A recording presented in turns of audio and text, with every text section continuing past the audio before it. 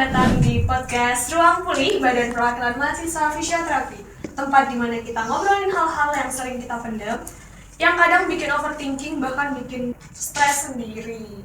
Berapa Lolita yang bakal nemenin kalian selama 40 menit ke depan. Dan fun fact, di sini aku nggak sendirian, aku ditemani dengan orang yang inspiratif banget buat aku dan luar biasa. Halo Kak Muhammad Alif Alfa Alfian Al-Bahrani. Semoga salah sih namanya. Nama tuh terlalu panjang ya, Wan? Iya sih, aduh maaf. Ya Pak, nggak mau juga kok Mas, kan nama kan berkat dari orang tua, doa dari orang tua. Itu bisa dipanggil Mas Alif aja sih. Oke, Mas Alif, gimana kabarnya Mas Alif hari ini? Ya, baiklah di tengah kesibukan profesi, jadi aman-aman aja sih. Alhamdulillah sih kalau baik. Oh, Mas Alif lagi sibuk profesi ya? Oke, sebelumnya Mas, aku mau mewakili teman-teman BPM nih. Mau ngucapin terima kasih banget buat Mas Alif udah meluangkan waktunya datang ke sini di tengah kesibukan profesi nurse-nya. Dan tadi aku juga sempat cerita-cerita sedikit sama Mas Alif, ternyata Mas Alif lagi lanjut S2 di UNER. Pasti sibuk banget dan masih bisa nyempetin waktu datang buat kita semua di sini. Oke Mas, sebelum lanjut aku bakalan bacain CV-nya Mas Alif. Nah, Mas Alif ini adalah seorang mahasiswa profesi nurse di Poltekkes Kemenkes Surakarta yang masih aktif dalam kegiatan sosial dan kegiatan masyarakat. Selain itu, Kak Alif juga merupakan founder dari Lentera Asa Nusantara dan pendiri dari komunitas Transit sebagai wadah kolaborasi sosial, kepemimpinan, dan bentuk kontribusi nyata bagi masyarakat. Dan Kak Alif ini juga pernah menjadi public speaker di 10 lebih event, 3 kali menjadi juri lomba debat, serta 5 kali menjadi delegasi di forum nasional, serta mengikuti 20 lebih organisasi dan volunteer. Nah, sebelumnya mungkin Kak Alif dan teman-teman di sini masih bingung, apa sih ruang pulih itu ya? Jadi aku mau jelasin sedikit kenapa kita pakai nama ruang pulih. Nah, ruang pulihnya sendiri kan sebagaimana kita sebagai mahasiswa kesehatan pasti kita belajar gimana memulihkan kesehatan pasien. Tapi kan kesehatan pasien nggak cuma tentang fisik, tapi juga mental juga. Karena itu kami dari BPM Fisioterapi ingin membuat ruang tersendiri, ruang yang berbeda untuk memulihkan kesehatan mental teman-teman semua. Karena itu kami mengambil nama ruang pulih. Dan mental itu kan juga sering berhubungan dengan overthinking ya Mas. Karena itu tema kita pada hari ini adalah overthinking, dari overthinking ke action. Nah, sebelum kita masuk ke topik nih Mas, aku mau ngobrol sedikit tentang Mas Alif nih. Tadi kan aku notice di CV-nya Mas Alif itu Mas Alif pernah jadi Presma BEM Poltekkes Surakarta di tahun 2022 sampai 2023. Dan Mas Alif juga jadi founder Lentera Nusantara. Kalau kami boleh tahu nih Mas, Lentera Nusantara itu apa sih Mas? Ya mungkin boleh di-spill sedikit di bidang apa sih Lentera Nusantara itu? Oke. Baik, ya Mbak Flo, ini sebelumnya perkenalkan saya Muhammad Alif Alfian Al-Bahrani. Cukup panjang sih namaku, jadi memang ya maklum lah semisal orang gak bisa nyebutin satu nafas tuh memang gak bisa. Jadi biasanya dipanggil Kak Alif. Aku sekarang masih mahasiswa aktif profesi nurse di semester kedua, jadi ini semester terakhirku.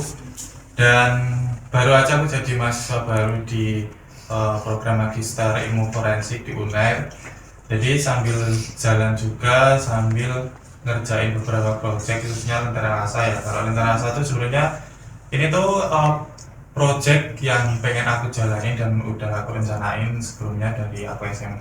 Jadi kayak dulu waktu aku tinggal di Pacitan, kayak sempat resah gitu loh, kayak kurang banget komunitas-komunitas yang bergerak di sosial khususnya di Pacitan. Dan partisipasi dari pemuda mahasiswa itu memang cukup minim gitu, sehingga dulu kayak aku pengen kenapa aku nggak buat komunitas ketika nanti aku jadi mahasiswa, karena privilege mahasiswa itu sangat luas gitu, apalagi kayak kita bisa ikut-ikut berbagai kegiatan, volunteer, organisasi.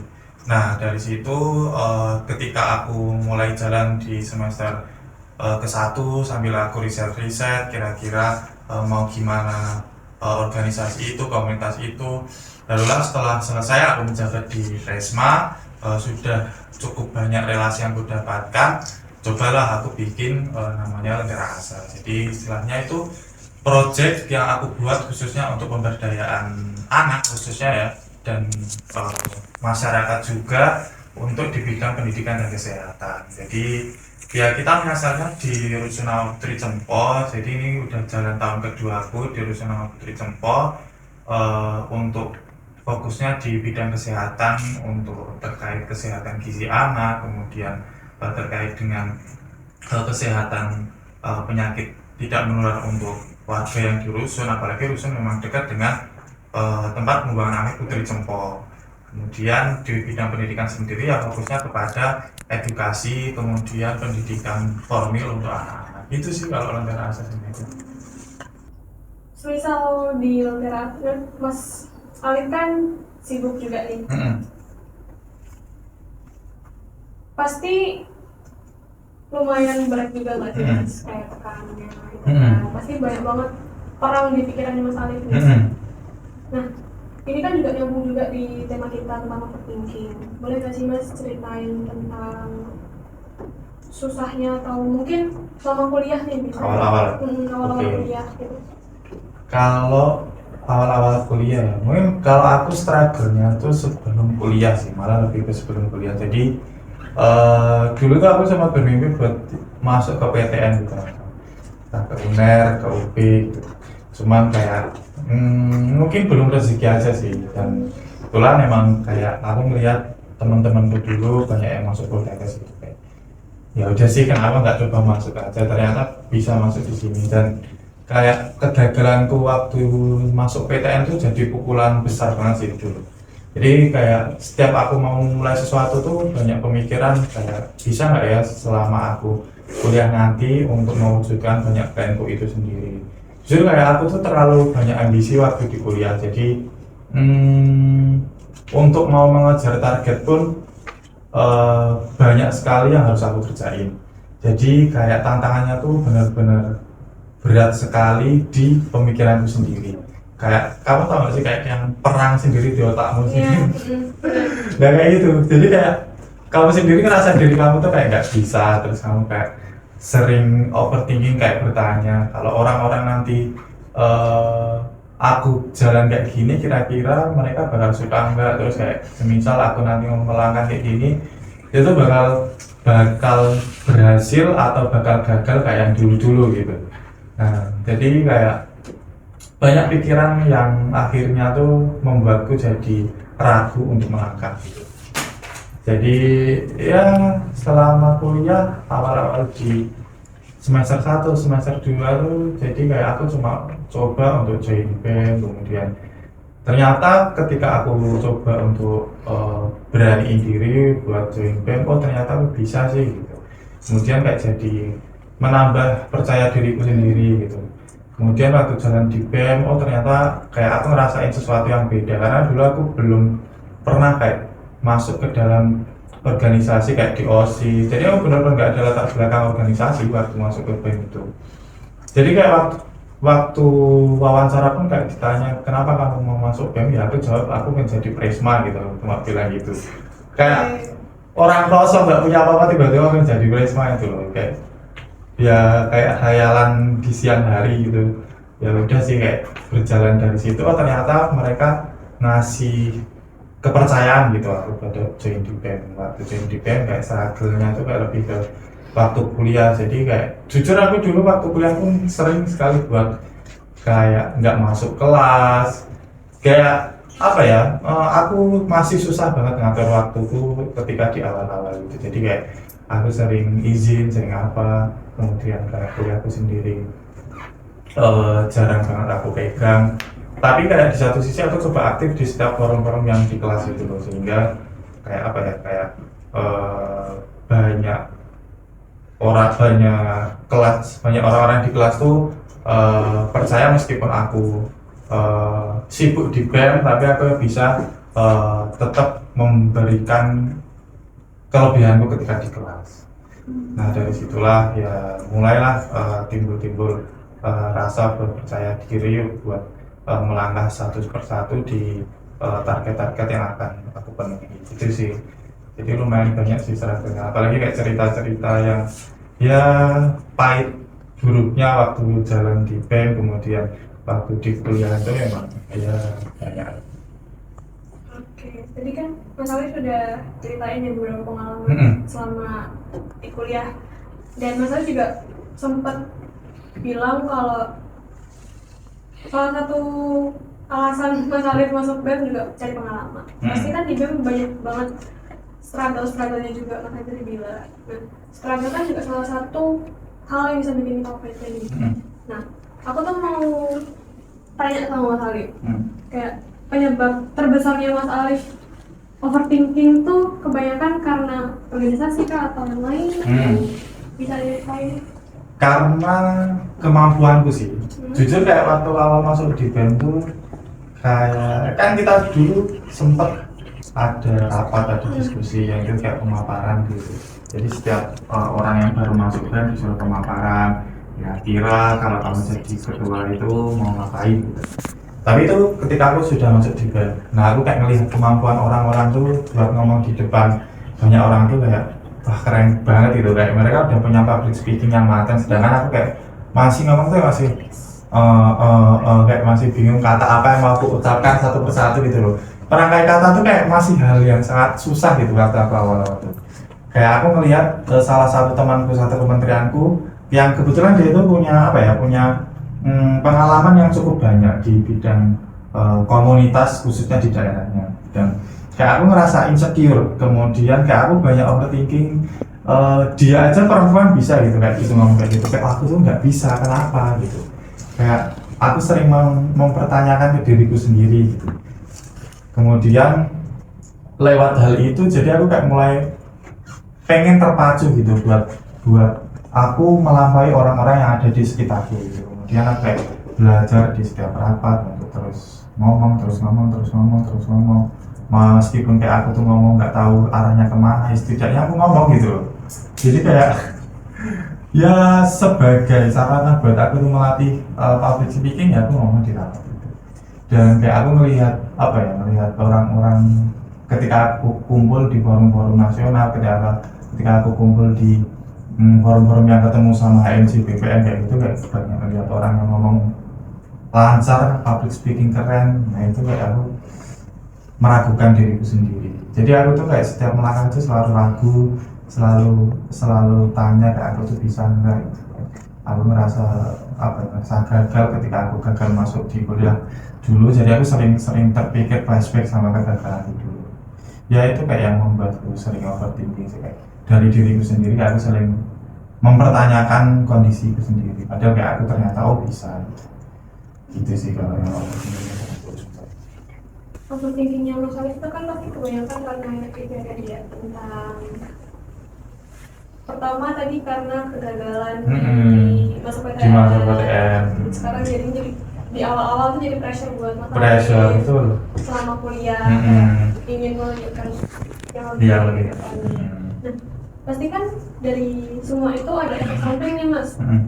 Nah, selama awal-awal itu ada nggak sih efek samping yang bisa Mas Alif ceritain ke kita? Mungkin kayak selama itu Mas Alif susah tidur atau apa mungkin, atau yang lain? Banyak lah Mbak Flo, itu banyak sekali gitu. Nggak bisa terhitung gitu. Apalagi kalau misal waktu awal-awal BEM, istilahnya itu tuh kayak tahap paling menekankan gitu. Mungkin kayak di periode sebelumnya kayak ya banyak hal yang membuat kita tuh kayak tertekan selama menjalani di BEM. Kemudian waktu setelah aku jadi Prisma pun kayak aku baru ngerasain kayak pressure yang segede itu. Apalagi kayak Prisma kan tanggung jawabnya 3 kampus ya, jadi 23 gitu, benar-benar berapa ribu gitu, 4.000 mahasiswa di Poltekkes. Kayak kamu harus bisa menyuarakan 4.000 orang itu gitu. Kalau kamu salah kayak hal kecil pun orang-orang tuh bakal siap untuk mengkritikmu gitu. Dan aku kayak sering banget misal kayak salah melangkah, kemudian kayak salah membuat keputusan, atau kayak tekanan ketika setiap proker, setiap target-target yang udah aku tuntut ke anggota-anggotaku. Jadi kayak aku sendiri sering menjumpai, apalagi kayak bukan dari mahasiswa aja, tapi kayak dari dari petinggi-petinggi kita, kemudian dari dosen ya istilahnya nggak semua orang tuh mau lurus dengan jalan kita, tapi ada yang ke kanan dan ada ke kiri. Jadi ya kita harus setidaknya bisa berdiri di antara kanan dan kiri itu. Nah kan fungsi dari Prisma yang menjembatani mereka. Dan kayak pernah aku kayak ngerasa ngerasa yang benar-benar stres kemudian kayak sampai benar-benar rambutku tuh rontok. Jadi kayak aku tuh botak di belakangku sini. Jadi kayak waktu tidur aku tiba-tiba kan bener rambut tiba-tiba rambut kayak udah di sini tuh banyak banget. Jadi kayak aku rasa wah ini kayak udah di fase titik puncak stres gitu kan.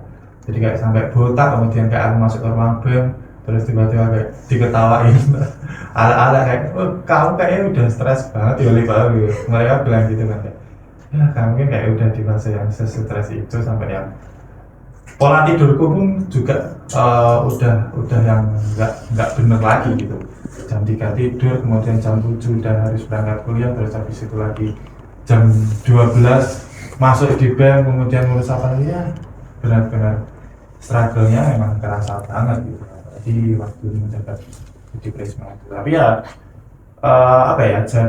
jadi ini itu sebuah motivasi aja sih untuk memberikan kinerja yang lebih baik apalagi buat mahasiswa ya. Jadi seberat apapun ya aku harus ngasih yang terbaik untuk kampus, untuk sivitas akademik Kabupaten Surakarta.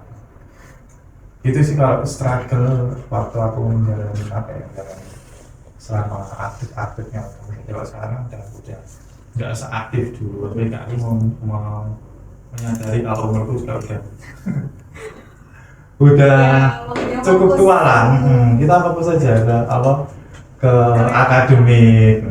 Jadi kayak tekun mempelajari ilmu-ilmu. Kalau soal perawatan, apalagi kalau sekarang aku masuk S2 ini, jadi kayak aku mulai belajar soal forensik. Apalagi forensik kan cukup kompleks, apalagi itu multidisiplin. Jadi kayak nggak cuma soal kesehatan, tapi ada juga dengan hukum, kemudian kimia, fisika. Ya kayak gitulah sekarang. Oke. Jadi Mas Alin sempat nyinggung tentang sering salah melangkah nih. Boleh nggak sih Kak kasih saran gimana biar teman-teman pasti kan pernah salah ambil langkah. Betul. Tipsnya biar mereka kayak apa yang harus dilakukan gitu. Kalau misal salah langkah.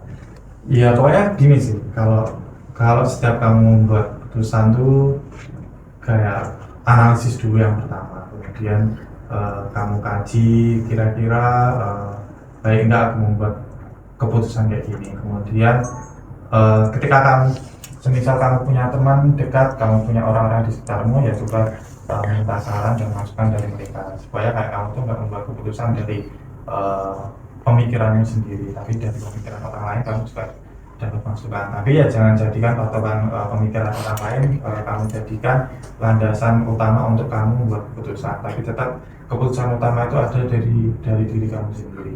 Kemudian ketika kamu udah yakin kalau itu tuh bakal jadi keputusanmu, ya apa yang udah jadi keputusanmu kerjakan sesuai dengan apa yang kamu niatkan dari awal. Kalau udah kamu niatkan kemudian ternyata kayak aku udah salah langkah nih gitu, salah langkah, ya kamu harus bertanggung. Pertama kamu harus tanggung jawab dengan apa yang udah kamu putuskan. Jangan kamu lari dari tanggung jawabmu dan jangan kamu abai dengan apa yang udah kamu putuskan. Tapi ya kamu harus berani dan siap dengan badan tegap untuk kritik apapun, untuk perbaikan apapun, karena ya dari kritik dan perbaikan itu kamu bisa jadi orang yang lebih baik lagi. Dan jangan denial gitu. Meskipun kayak kamu tuh punya alasan tersendiri membuat keputusan, tapi kayak kamu tuh harus siap ketika kamu dikritik oleh siapapun gitu. Kemudian ketika kamu udah bisa mendengar kritikan tersebut, kemudian kamu cari lagi apa ya yang menjadi salahku kemarin ketika aku melangkah. Kemudian kayak dari itu evaluasi lagi gitu.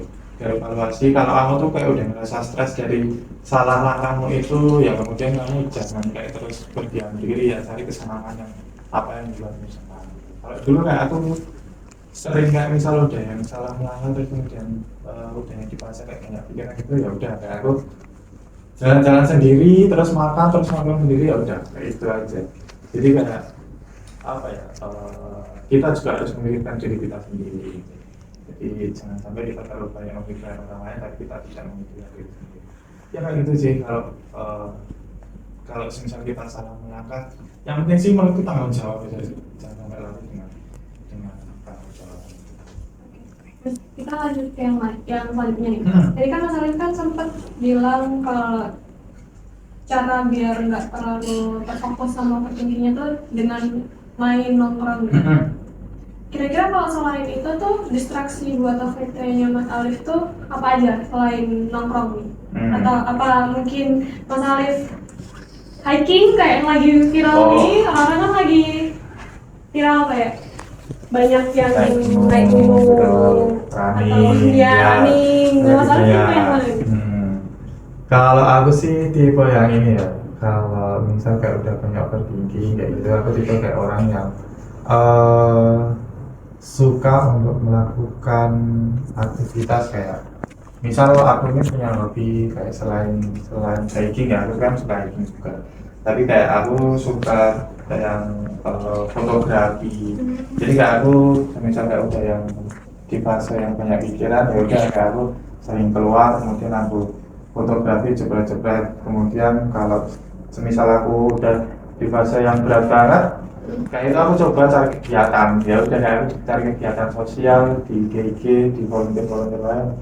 Udah kegiatan sosial. Nah kayak dari kegiatan sosial kan kayak kita bisa ketemu banyak orang gitu yang mereka itu kadang berbeda dengan keadaan kita gitu. Ada orang yang memang nggak mampu dan kita tuh belum pernah tahu cerita mereka menghadapi kehidupannya itu kayak gimana. Kadang kayak mendengarkan kehidupan cerita mereka tuh kayak jadi obat gitu, obat sendiri. Jadi seringnya tuh kayak aku lebih kayak ikut kegiatan. Karena itulah kayak aku tuh selama kuliah selain aku di BEM ya aku sering ikut kegiatan di eksternal gitu.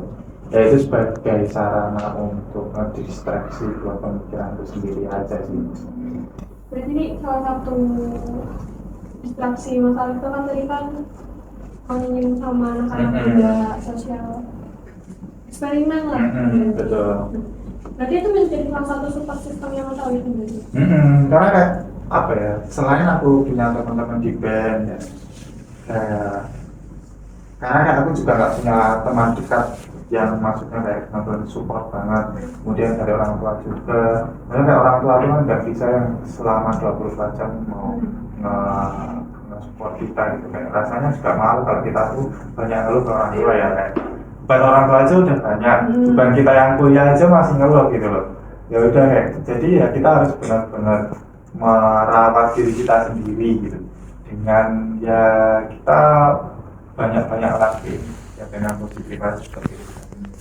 Jadi kayak mindset sama pemikiran kita tuh selalu segar gitu untuk terus ngewujudin apa yang mau kita kerjain gitu. Jadi emang support system itu penting banget ya? Betul, support system itu memang penting sih. Ya kalau kalian memang punya pacar, ya cari pacar yang sportif, nggak yang ngekang setiap kamu kegiatan gitu. Kalau punya pacar yang toksik kayak ngekang, kayak nggak boleh kamu ini itu, jadi kan itu kayak sama aja kamu tuh nggak dibolehin buat berkembang gitu ya. Coba cari yang sportif. Kemudian kayak semisal kamu punya orang-orang dekat kayak teman dekat gitu, kamu tuh nggak usah terlalu banyak teman dekat, kayak ya cukup 2, 3, 4 orang aja, tapi mereka tuh kayak punya suportif yang benar-benar kuat banget. Jadi kayak misal kamu tuh lagi di fase down, mereka tuh selalu ada. Nah kadang tuh kayak kita butuh afirmasi dari mereka kayak gitu.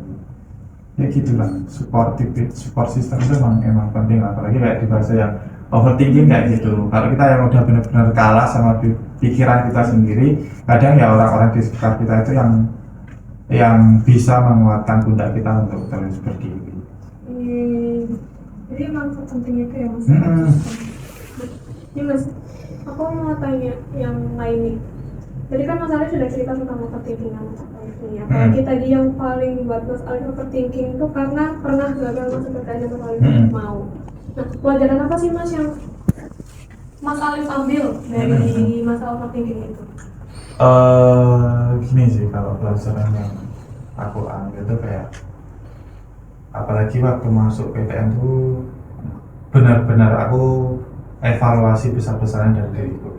Kayak kita udah belajar banyak, kemudian kayak kita udah coba memahami setiap materi untuk persiapan kita. Tapi kayak ternyata masih gagal kayak. Ya aku sadar kalau selama kita udah berusaha, tapi kayak mungkin jalan kita tuh bukan di situ. Ya mungkin itu masuk Poltekkes itu merupakan jalan terbaik yang Tuhan udah kasihkan kepada kita gitu. Dan mungkin kalau enggak aku masuk Poltekkes, aku juga enggak bisa jadi Prisma. Mungkin kalau enggak aku masuk Poltekkes juga, aku enggak bisa bermanfaat buat orang lain. Jadi kayak dari kegagalan itu banyak sisi baik ternyata yang aku ambil gitu. Dari yang aku mulai mau menyusun plan-plan yang jangka panjang, jadi kayak aku bisa mempersiapkan dari jauh-jauh hari. Kemudian kayak dari overthinkingku ketika aku tuh takut untuk melangkah ketika mau jadi Prisma, ketika mau membuat komunitas, ketika mau masuk S2 pun aku juga masih banyak overthinking gitu. Tapi ternyata dari kegagalan kemarin aku jadi bisa mempersiapkan dari jauh-jauh hari kayak gitu. Kayak misal aku sekarang kemarin daftar S2, kayak aku juga udah mempersiapkan dari 2024 gitu. Kayak dari 2 tahun lalu aku kayak udah searching, aku udah tanya-tanya, kayak aku udah analisis. So misal kayak aku ini lanjut profesi, kemudian kayak aku biar bisa sambil profesi sambil aku masuk UNER gimana. Kayak aku udah menganalisis jadwal, kemudian udah cara masuknya kayak gimana, kemudian aku udah riset kayak ujiannya tuh kayak gimana. Nah dari itulah kayak dari matangnya persiapan kita ya kemudian jadi keberhasilan kita buat mewujudkan apa yang mau kita wujudin. Jadi sebenarnya overthinking itu emang wajar nggak sih? Wajar. Karena bisa jadi salah satu, mungkin itu jadi salah satu langkah kita buat berubah dari yang mungkin sebelumnya kita kayak ya udah aja gitu, lebih berusaha lagi. Nah, dari obrolan kita tadi mungkin ada nggak sih mas satu pesan ataupun kalimat penutup yang bisa jadi mantra penyemangat buat teman-teman di luar sana yang mungkin sekarang bisa jadi mereka lagi overthinking juga atau pernah mengalami masa sulit kayak Mas Ali tadi. Jadi aku cuma mau pesan ke teman-teman ruang kuliah khususnya, apalagi ini episode pertama kayak langsung kita membahas di sini overthinking, apalagi kayak ini sesuai banget sama tema Gen Z. Gen Z itu kayak banyak overthinking kan, karena momen-momennya kayak orang tuh banyak sering nge-post buat pencapaian dan kemudian kayak gimana mereka meraih sesuatu, kemudian mereka sharing gimana pencapaian mereka. Nah kayak banyak orang juga yang merasa kayak kok mereka bisa, aku gagal gitu. Kemudian kayak itu yang jadi bahan overthinking. Apalagi selama kalian tuh kuliah terus kamu lihat pencapaian teman-teman di sekitarmu kayak tapi kamu tuh masih stuck di situ-situ aja. Dan kalau kalian yang merasa masih berada di zona nyaman kalian kayak ya udah aku kuliah aja terus, tapi kayak kamu nggak ada gebrakan untuk selama kuliah karena kamu masih takut untuk coba melangkah dan kamu masih stay di overthinking. Kayak aku cuma pengen buat teman-teman tuh untuk coba satu langkah ke depan, setidaknya meskipun itu tuh langkah kecil tapi kalian sudah mau mencoba untuk langkah kecil itu. Jadi kalau kalian tuh masih stay di overthinking kalian sampai kapanpun, kalian tuh nggak bakal mau mencoba untuk meraih apapun, dan kalian juga mesti bakal selalu stay di posisi kalian. Dan kalau kalian masih terus berada di posisi itu, aku yakin kalian juga bakal sulit untuk beradaptasi di lingkungan baru yang ada di tempat kalian nanti berada di posisi yang lain. Misal kayak kamu udah jadi mahasiswa, kemudian kamu kerja, kemudian kamu masih ke bawah overthinkingmu itu, jadi kayak kamu takut nanti kamu kerja kayak gini, kamu bakal sulit untuk beradaptasi. Dan kalau kalian udah mau coba untuk melangkah satu demi satu, kayak kamu niatkan dulu dari diri kamu, kemudian niat itu udah ada, kemudian kamu coba untuk nge-planningin dulu kira-kira kalau aku mau menyusun tangga puncak, aku mau meraih, misal kayak aku pengen jadi ketua BPM nih, Maka aku harus tahu dulu kira-kira kayak apa sih langkah-langkah buat jadi ketua BPM gitu. Misal aku upgrade soft skillku dulu, kemudian kalau kamu udah ngerasa soft skillmu baik, kemudian kamu upgrade dari bagaimana kamu di lingkungan sekitarmu, kamu bisa beradaptasi dan kamu bisa buat say hi ke banyak orang, karena nggak semua orang itu bisa untuk jadi jiwa-jiwa ekstrovert ya. Kadang orang tuh malu untuk say hi duluan, padahal kayak jadi ketua tuh kamu tuh harus siap untuk mengawali pembicaraan dengan orang lain gitu. Dan itulah tantangan utama ketika kamu menjadi ketua. Dan dari langkah kecil itu kamu udah nge-planning, maka dari planning itu cobalah untuk memulai dari tahap-tahapan yang udah kamu planning. Dan jangan terlalu berpikir untuk gimana orang di sekitarmu nanti bakal melihat langkahku, gimana apakah mereka itu bakal suka dengan apa yang aku putuskan. Dan jangan terlalu dengerin orang-orang yang ada di sekitarmu yang itu tuh berkata jelek, tapi fokuslah kepada apa yang ingin kamu tuju. Karena semisal kamu udah berada di puncak, istilah kata pohon tuh semakin tinggi semakin besar kan anginnya, tapi akarnya tuh juga bakal semakin kuat. Jadi fokuslah kamu jadi akar yang kuat dan memperkuat pohon dan dahan dan rantingmu itu, biar angin itu selalu kuat menerpamu, tapi kamu sendiri kuat dengan dirimu sendiri. Dan ketika kamu tuh udah di fase yang udah nggak terlalu peduli dengan omongan mereka, tapi kamu udah fokus sama dirimu sendiri dan kamu udah siap untuk melangkah ke hal-hal yang lebih besar lagi, maka jangan takut buat bermimpi. Tuhan itu kan maha besar ya, jadi buatlah mimpi sebesar mungkin, karena aku yakin Tuhan juga tidak tidur dan Tuhan juga bakal mendengarkan doa-doamu. Jadi menurutku jangan takut untuk bermimpi setinggi-tinggi mungkin, dan buatlah plan-plan yang itu tuh bakal bisa meraih ke mimpi-mimpi besarmu. Oke. Itu sih. Dari mulai kita pagi aku tuh bisa ngeliat kesimpulan nih mas. Kalaupun kita OVT, apalagi dengan mungkin kita sering OVT kayak teman-teman udah segini nih, kok aku masih stuck di sini. Kayak kita tuh nggak perlu apa ya namanya ya, nggak perlu terlalu memperhatikan itu, karena pasti semua orang punya jalan sendiri. Kayak Mas Alif tadi juga pernah, Mas Alif juga apa namanya tadi sempat gagal masuk PTN, tapi keterima di Poltekkes, dan ternyata di Poltekkes karyanya Mas Alif kayak perjalanan Mas Alif itu lebih luar biasa lagi dan lebih bisa membentuk diri Mas Alif. Terus juga karena OVT itu tadi Mas Alif jadi bisa melakukan evaluasi dan mengupgrade dirinya Mas Alif. Oke, mungkin itu tadi teman-teman obrolan dari kita. Makasih Mas Alif udah mau menyempatkan waktu dan berbagi energinya, energi positifnya di ruang pulih ini. Sukses terus buat Mas Alif, apalagi buat teman-teman BPM juga, apalagi ini podcast pertama ini. Iya. Keren banget apalagi. Oke, itu tadi obrolan kita tentang cara mengubah pikiran menjadi langkah nyata. Ingat teman-teman, overthinking itu nggak bakal selesai kalau kita cuma pikirin doang. Kita perlu membuat langkah nyata. Kita hanya perlu melakukan satu langkah kecil aja seperti yang dikasih tahu Mas Alif tadi untuk memulai seluruh hal besar. Karena kalau kita pengennya itu hal besar, tapi kita sendiri nggak mau memulai sama sekali, dan kita cuma diam, cuma dipikirin doang, aku harus gimana nih, aku harus ini, aku harus apa ya gitu. Itu nggak bakalan selesai tuh. Jadi aku ada satu quotes, kita tuh nggak perlu nunggu sempurna buat memulai, karena cukup memulai dengan satu langkah, semua hal besar dapat kita capai.